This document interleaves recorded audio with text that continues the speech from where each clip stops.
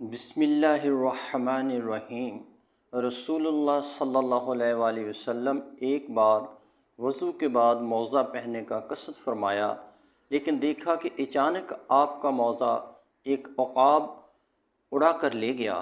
آپ ماجرا دیکھ کر حیران ہوئے۔ تھوڑے ہی وقفے کے بعد آپ نے دیکھا کہ عقاب نے موزہ کا منہ زمین کی طرف کیا، جس سے ایک سیاہ سانپ گرا۔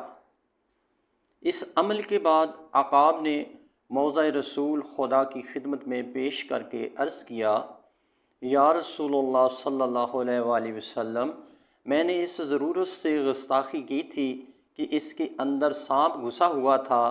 مجھے حق تعالیٰ نے آپ کی حفاظت پر مأمور فرمایا ہے، ورنہ میری کیا مجال کہ آپ کے حضور ایسی بے ادبی کرتا۔ حضور نے اللہ عز و جل کا شکر ادا کیا اور فرمایا، ہم نے جس حادثہ کو باعث صدمہ سمجھا وہ دراصل وفا اور باعث رحمت تھا۔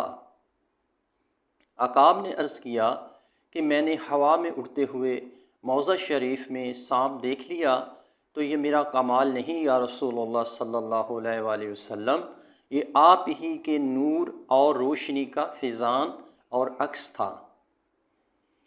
آپ تو سراج منیر ہیں، اگر کسی دل کے اندھے کو نظر نہیں آتا تو یہ اس کا اپنا قصور ہے، کیونکہ تاریکی کا عکس طریق ہی ہوتا ہے۔